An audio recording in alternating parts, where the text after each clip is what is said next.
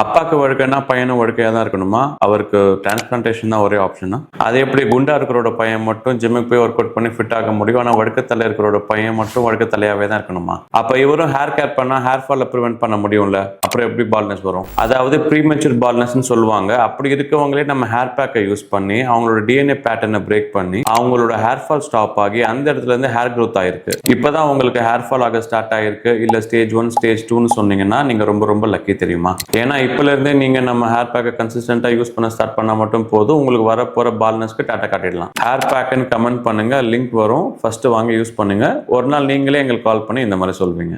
ரேட்லாம் ரொம்ப உள்ள போயிடுச்சு சார். அதெல்லாம் கிட்ட பார்க்கும்போது தான் தெரியும். அந்த பேபி ஏர்லாம் வளர்ந்துருக்குது. ஜூம் பண்ணி பார்த்தா தான் தெரியும்.